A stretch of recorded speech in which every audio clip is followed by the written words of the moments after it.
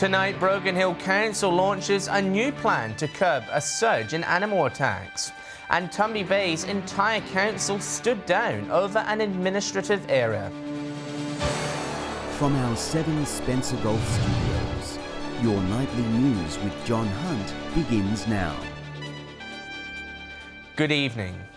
Broken Hill City Council will seek extra enforcement powers and establish a new committee to deal with wandering and dangerous animals. The motion coming at a time when dog attacks are happening on a weekly basis. A new plan to combat our city's ongoing animal problems, passing through council last night. How the community can deal with the issues of roaming dogs, dangerous dogs. Councillor LaCool's motion coming at a time when rangers are responding to roaming dogs on a daily basis and attacks are averaging more than 1 per week. Councillor LaCool's brought a very strategic motion to us and it was endorsed. Council to create a committee which could include vets, animal welfare groups and police to educate the community on responsible pet ownership. Those actions that we can do to target the irresponsible dog owners. Staff will also examine whether limits on pet numbers at properties should be introduced. The move's potentially setting a statewide change in allowing councils more power to deal with problem animals. This is something that isn't unique to Broken Hill, it's across the state.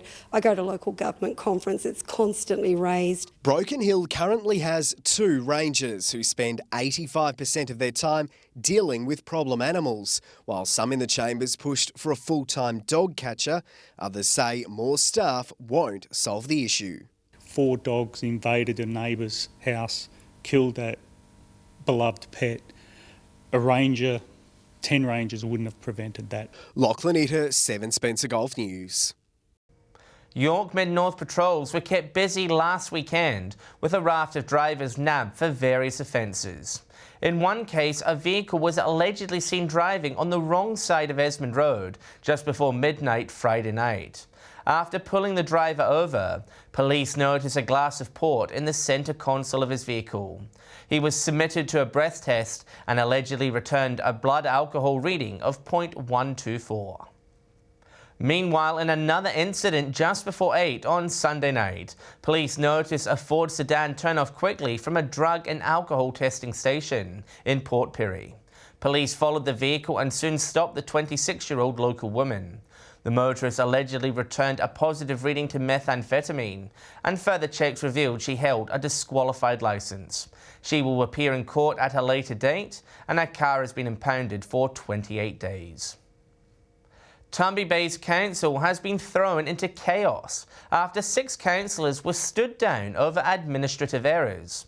The matter is now in the hands of the State Civil and Administrative Tribunal, with hopes a decision will be made next week.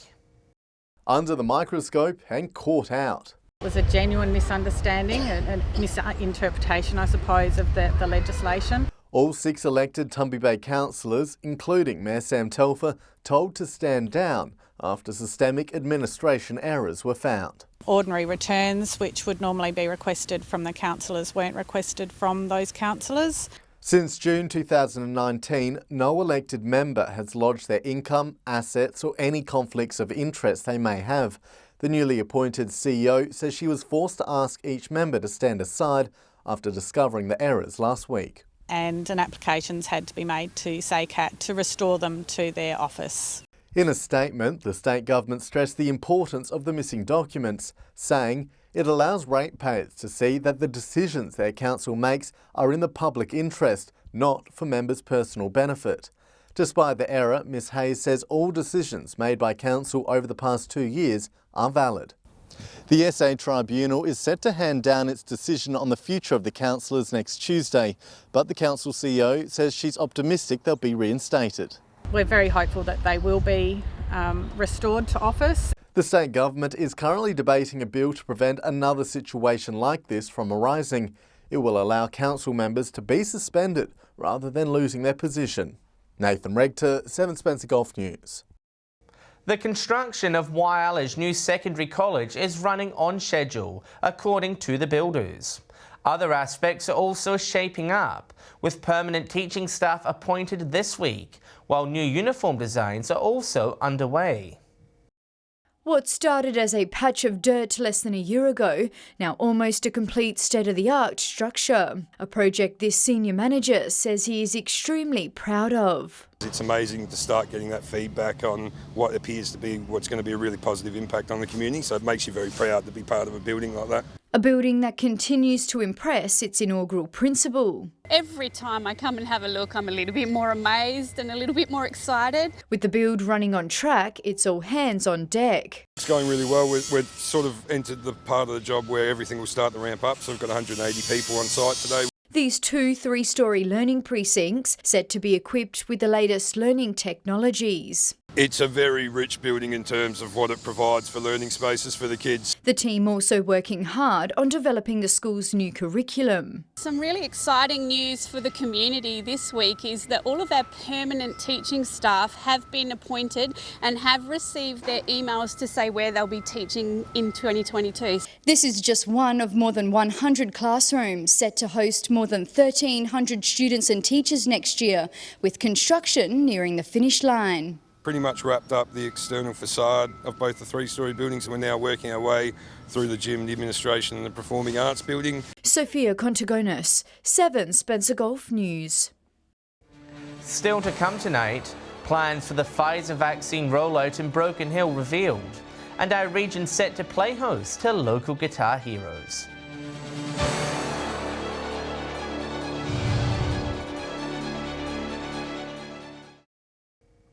Welcome back. Despite mass cancellations, the Far West Local Health District says locals are still keen to receive COVID-19 vaccinations. Broken Hill reporting an influx of bookings ahead of the arrival of Pfizer vaccines. Lachlan Itter has more. After almost crawling to a stop, Broken Hill's vaccine rollout will get a shot in the arm, with Pfizer jabs to be given next week. Many who had bookings to receive the AstraZeneca vaccine through the Far West LHD cancelled their bookings over the last few weeks, following links to blood clots in younger recipients. But in a sign of confidence, people are rushing back for Pfizer. As of yesterday, we already had 160 bookings for next week, but we expect there to be more. These vaccines will be given to frontline health and emergency service workers, but only those aged under 50. And unlike previously, the vaccines and the staff who will be administering them will be travelling from Sydney. Not only will it help us in terms of our resources, but also will ensure that actually all those who need to be vaccinated do so. And as more people become eligible to roll up their sleeves, the district is working to ensure it can help where required. We are preparing ourselves for getting perhaps the Pfizer vaccine directly. We have just placed an order for a deep freezer. The local health district could also begin vaccinating the general public when phase 2 of the rollout begins.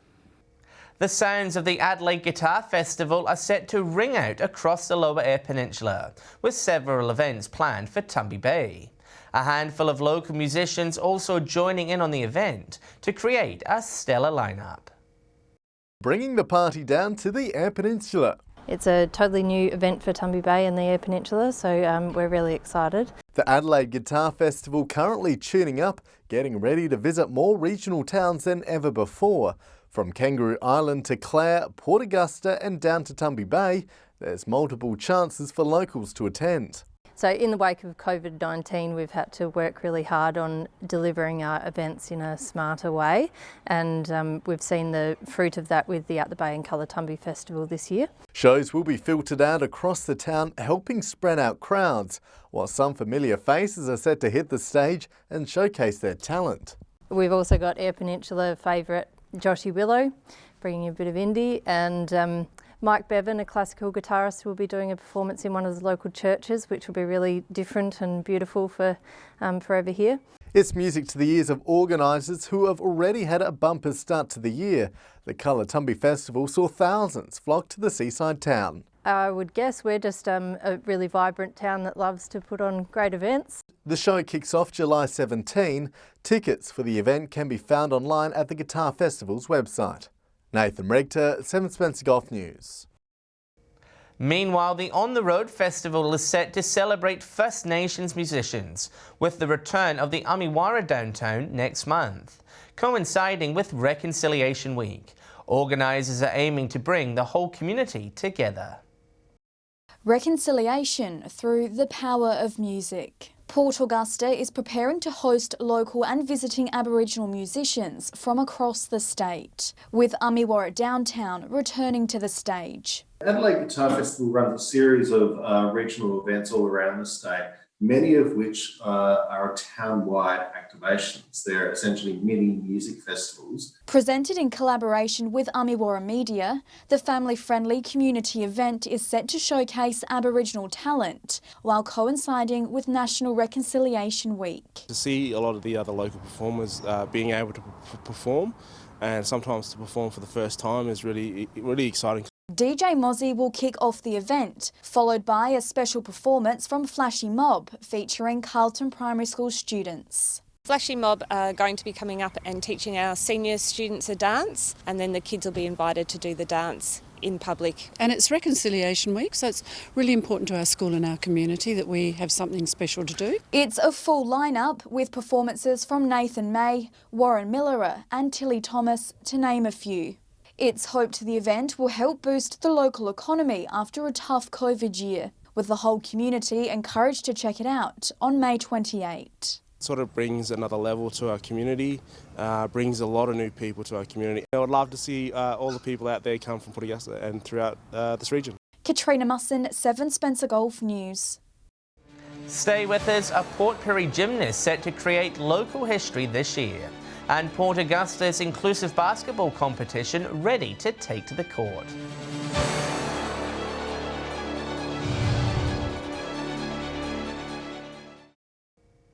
Broken Hill City Council has endorsed a new rate structure, which would see many businesses pay an extra 11% from July.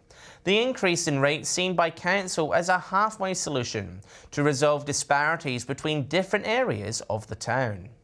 An increase in rates for businesses of 11% from this financial year and a reduction in 15% of the industrial properties. What type of message is this sending now to these businesses just getting back up on their feet, that now they're going to be slugged with an additional raise in this tax?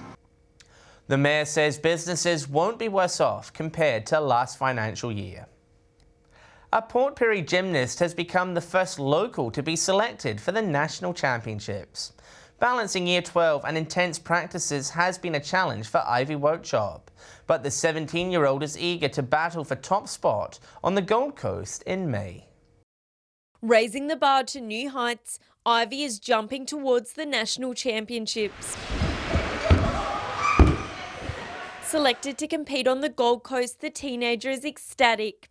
Every state in Australia have a team put together and then they'll all go compete against each other over there. So there's a comp one day where all the teams compete together, and then if you get into the top 30, you get to compete again the next day for individual placings.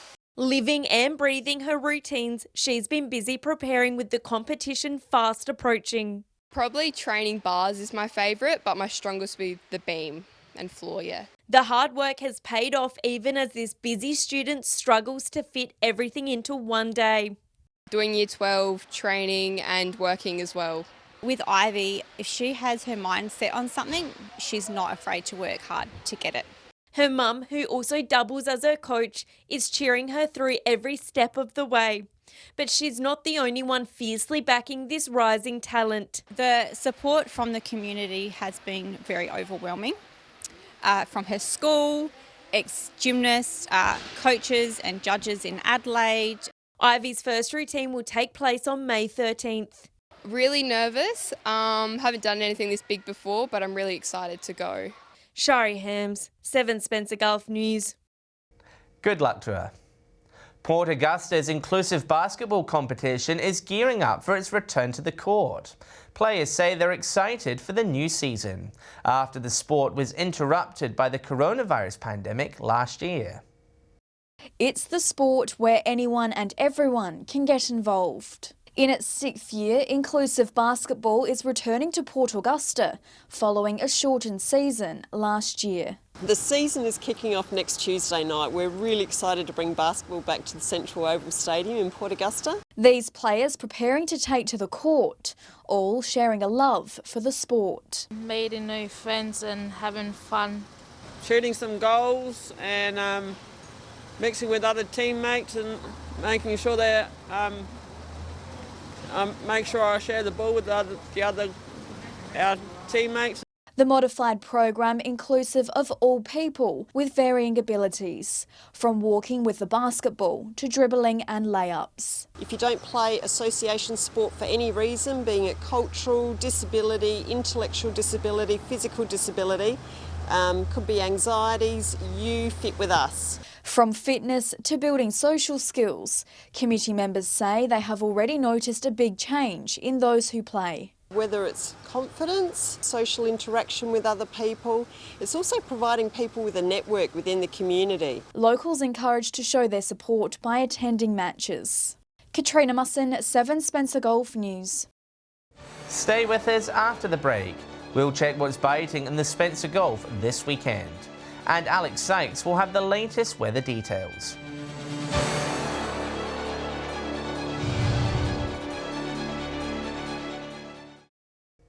Hello again.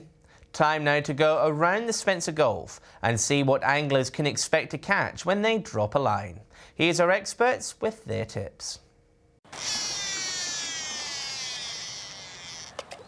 G'day and welcome to this week's fishing tips from Port Augusta, Jewel North.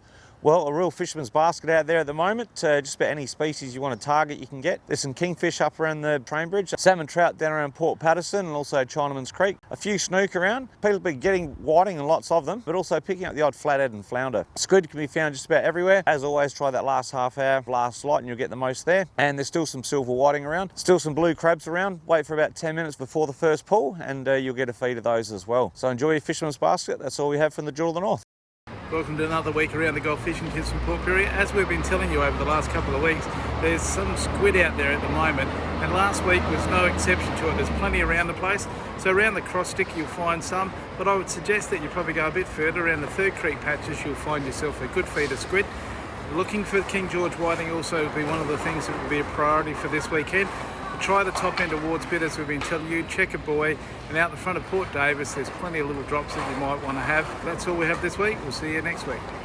Hi Whalers Fishing Tips this week. Off the local jetty at night time there has been some really nice large 7-gill sharks running down there, so get amongst those at night time. Best has been up towards the end. At the base of the jetty in the sand holes there's been some nice silver whiting running. Along the foreshore as well, some silver whiting and some garfish. Down on the base of the iron ore jetty there has been some salmon getting caught off the rocks there, and out off the boats large numbers of garfish coming in and still a few crabs hanging around.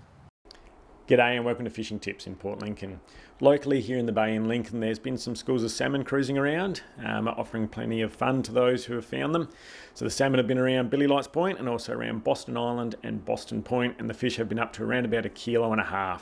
Squid numbers have been pretty good over the past week and people have been reporting that they've been a good size, which is good to see. Down on the south coast there's some schools of salmon, but they are hanging out wide, especially with the big swell we've had lately. Well, that's all for this week. We'll see you again with more tips next week. And with a look at the conditions we can expect right across the region over the weekend, it's a very good evening to Alex Sykes. Thanks, John. What a beautiful sunny day it was across our region today, and those conditions look set to continue for the next day or two. From 3 p.m. today, Port Augusta was sunny and 26 degrees, while at 24, and it reached 23 in Broken Hill. Looking further out across the region now, it was cloudy in Port Lincoln, 25 degrees. Port Pirie, Woodner and Cooper Pedy were all sunny and 27 degrees. Kadina and Cleve were both sunny and 25. Clare reached 24, and Adelaide was 20 degrees. Taking a look at the satellite image now, skies are clear throughout SA due to high pressure and warm, dry winds. Moving on to tomorrow's weather outlook now, and we'll start with the Gulf waters, and it's set to be a calm day, variable winds below 10 knots becoming southeast to southeasterly 10 to 15 knots during the afternoon, seas below 1 metre and south to southwesterly swell below 1 metre. Another mainly fine day tomorrow. Port Lincoln will reach 26 degrees, Cleve is set to top 20 27, and Woodna mostly sunny and 28 degrees. Whale is sunny and 27, Port Augusta 29, Kadina is set to reach a high of 26 degrees. Port Pirie 28, Clare will get to a high of 26, and Broken Hill will reach 27 degrees. Looking at the weekend forecast now, mainly fine conditions across the Gulf on Saturday, windy in Port Lincoln 25, partly cloudy elsewhere. Port Augusta will have the region's top of 31 degrees. Cooling down slightly on Sunday, sunny in Broken Hill, a top of 27 degrees there. It's set to be partly cloudy across the rest of the Gulf. Port Lincoln will record the region's lowest temperature of 20 degrees and will be a max of 21 in Adelaide if you are heading there. Looking further into next week, showers setting in at Port Lincoln, Adelaide and Kadina on Monday. Cloudy in Woodna and will be partly cloudy across the rest of the region. Cooper Pedy will record the region's top temperature of 30 degrees. So we may be seeing the back of those perfect autumn conditions next week with some rain on its way. And that's all the weather from me for tonight. John, it's back to you. Thanks, Alex, and that's the local news this Thursday evening. Thanks for joining us. I'll have updates later, and we will be back tomorrow at the earlier time of 6:30 p.m. Until then, have a great evening. Good night.